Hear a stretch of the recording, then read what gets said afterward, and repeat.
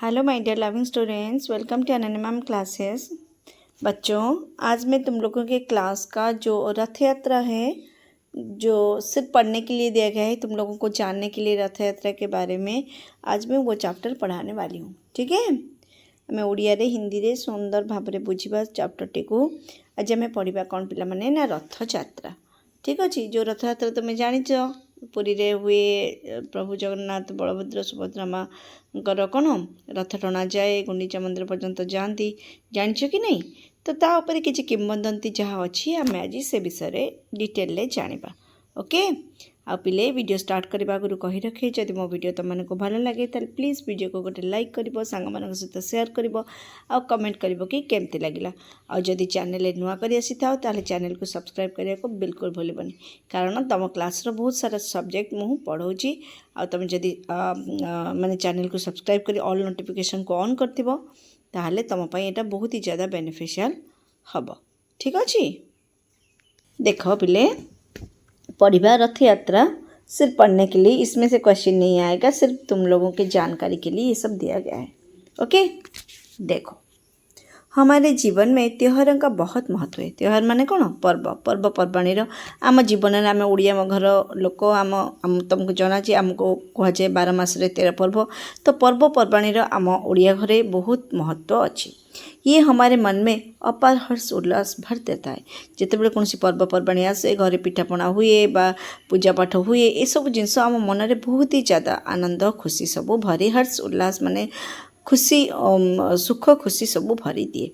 हम ओडिशा में रथ यात्रा, दिवाली, दशहरा, जन्माष्टमी, रामनवमी, रजोत्सव, नुआखाई, शीतल षष्ठी आदि त्यौहार मनाते नुहे कि ये किछि पर्व अच्छी जोटा कि पूरा ओडिशार, किछि पर्व अच्छी जमती नुआखाई, शीतल षष्ठी आम पश्चिम ओडिशार। तो आम ओडिशार एमती विभिन्न रथ यात्रा, दीपावली, दशहरा, जन्माष्टमी, रामनवमी, रज, नुआखाई, शीतल षष्ठी, ये सब विभिन्न पर्व आम मनई था।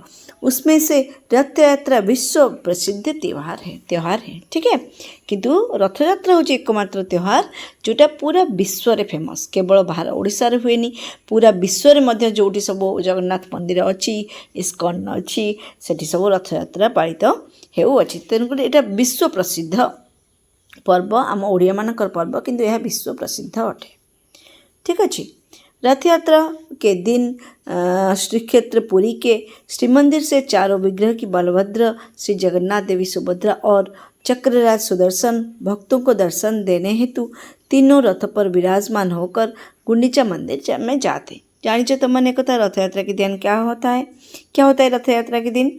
रथ यात्रा दिन श्रीक्षेत्र पुरी रे श्रीमंदिर चारि विग्रह बाहरती। किए ना बलभद्र, जगन्नाथ, सुभद्रा, माँ देवी सुभद्रा, प्रभु बलभद्र, प्रभु जगन्नाथ, देवी सुभद्रा, आउ किए ना सुदर्शन है। एमाने बाहरती जाकि कौटी तीन रथरे चतुर्मूर्ति चारि विग्रह जाकि कौन विराजमान हुंती एवं से कौटी की टना जाए कौटी की ना मौसी माँ मंदिर, जोटा कि कौ मंदिर पिले माने गुंडीचा मंदिर पर्यंत।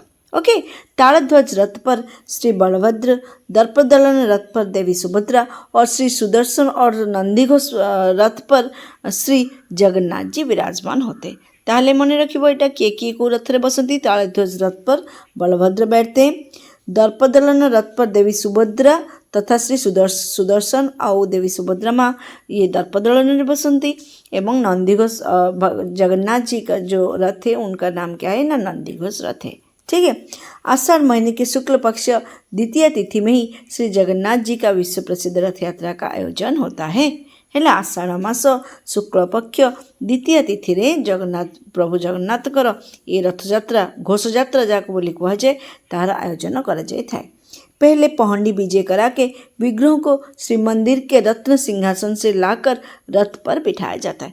ताको पहंडी कह जाए, पहंडी विजेता को कह जाए, जोटा कि तमें देखी कि नहीं हली हली हली डुलिकी से ओह्लांती कौटू सिंहासन ओह्लांती ओह्लैकी कौटी ना रत्न सिंहासन रे से विराजमान होइकी आसिकी रत्न सिंहासन आसिकी कौटी बसंती ना रथ रे बसंती।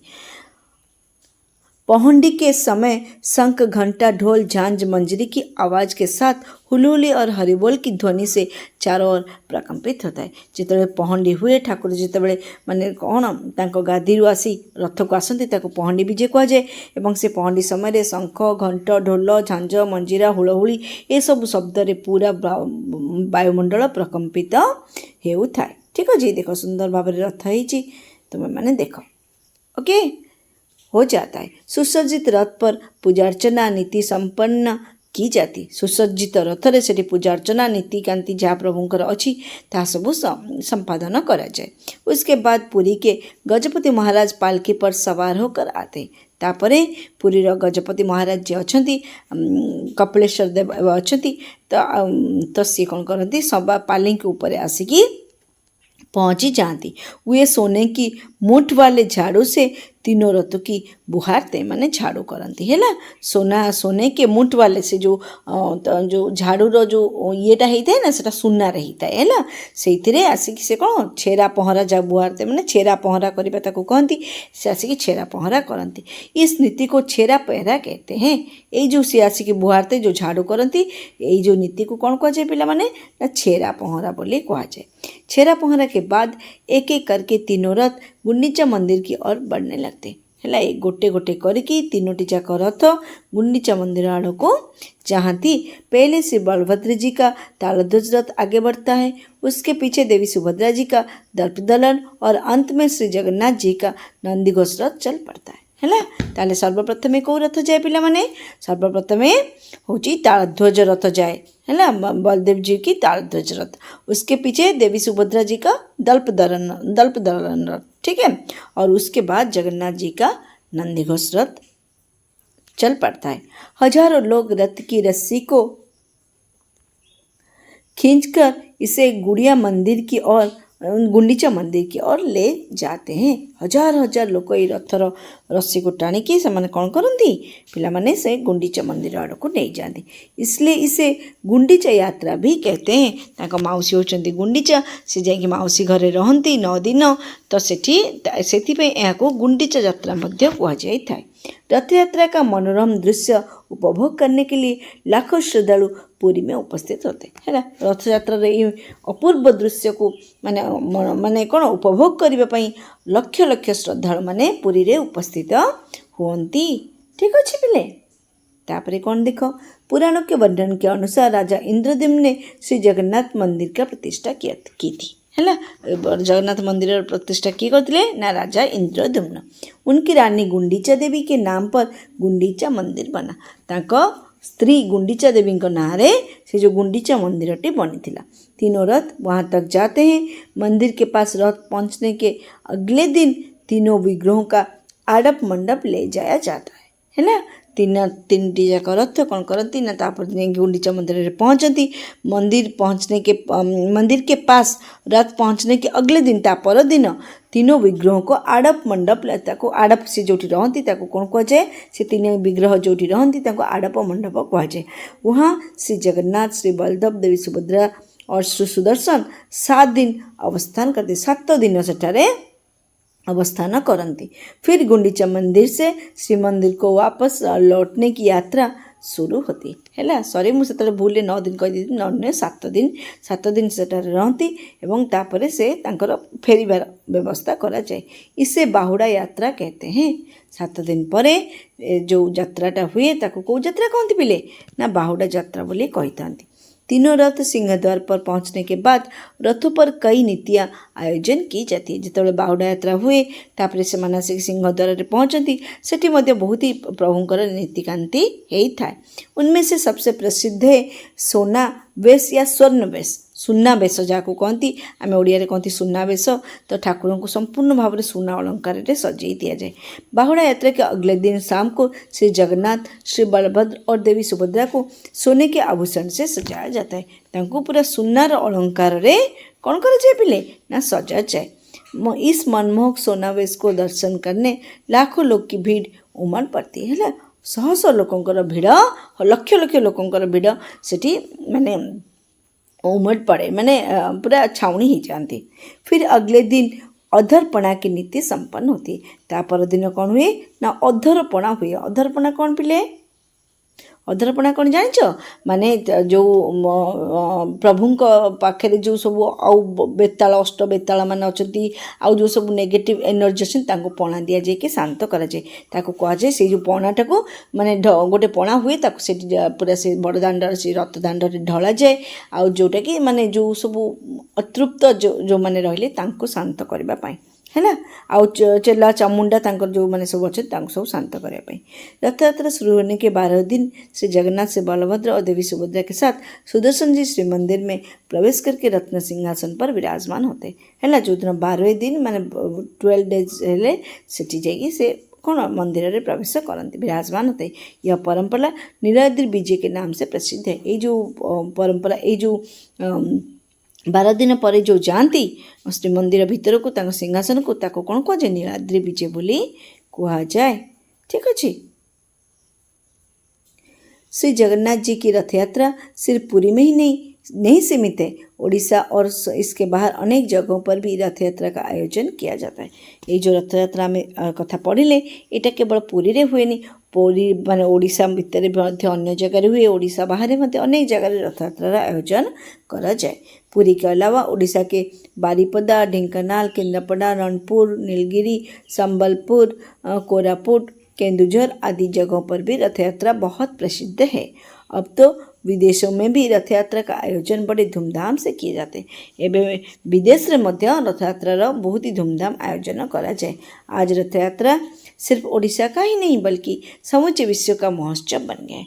आज ये जो रथ यात्रा केवल ओडिशार नुह समूचे विश्वर पूरा विश्वर कौन गोटे महोत्सव परिणत होती। आपको लिखिं किए पिले डॉक्टर अजित प्रसाद महापात्र जो कि इस प्रबंध के राइटर हैं। ठीक है। कुछ विशेष जानकारियां भी देखो कि श्री मंदिर जी का श्री जगन्नाथ जी का मंदिर को श्री मंदिर कहा जाता है। श्री जगन्नाथ मंदिर का झंडा को क्या कहा जाता है ना पतित पावन झंडा कहा जाता है। श्री मंदिर का प्रसाद को क्या कहा जाता है महाप्रसाद या अवड़ा कहा जाता है। श्री जगन्नाथ जी के सिंहासन को रत्न सिंहासन कहा जाता है। पुरी का दांड लंबी और चौड़ी सड़क को बड़दांड कहा जाता है। पुरी जगन्नाथ मंदिर के चक्र को नीलचक्र कहा जाता है। ठीक है, इसको भी आप लोगों को याद रख लेना है। ओके। पुरी के बड़े ठाकुर को श्री बलदेव जी कहा जाता है। पुरी के पास उद्दी को दधी को महोदधी कहा जाता है। श्री जगन्नाथ मंदिर के भीतर का वट वृक्ष को कल्पवट कहा जाता है। श्री जगन्नाथ मंदिर का दीप को महादीप कहा जाता है। श्री जगन्नाथ मंदिर का प्राचीर को मेघनाद प्राचीर कहा जाता है। ठीक है, हो गई तुम लोगों की ये चैप्टर कंप्लीट। ये सिर्फ पढ़ने के लिए दिया गया था। ज़रूरी नहीं कि जीवन में हर चीज़ सिर्फ एग्ज़ाम के लिए हो। जीवन को जीने के लिए, जीवन को जानने के लिए और नॉलेज के लिए भी हम कई सारी चीज़ें हम पढ़ते हैं। इसलिए इस बार तुम्हारी जो NEP जो न्यू एजुकेशन पॉलिसी आया है इसमें बहुत सारी चीज़ें ऐसे हैं जो सिर्फ जानने के लिए दिया गया है, जिससे तुम्हारी नॉलेज बढ़ेगी, तुम्हें हमारे कल्चर के बारे में पता चलेगा और कुछ महान पुरुषों के बारे में पता चलेगा। इसलिए बहुत सारे चैप्टर इसमें हैं जो कि सिर्फ पढ़ने के लिए दिया गया है बच्चों।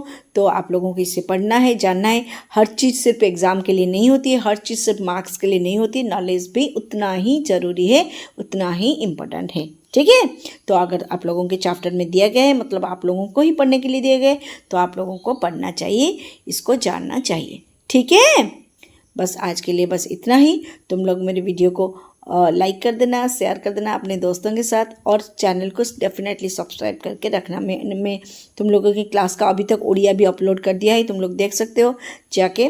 क्वेश्चन आंसर भी इसका और बाकी भी सब करूँगी। ठीक है, और 9-10 का भी कर रही हूँ। तो अभी से अगर तुम लोग सब्सक्राइब करके रखोगे तो तुम लोगों के लिए बहुत ही ज़्यादा फ़ायदेमंद होगा। ठीक है, थैंक यू, बाय बाय।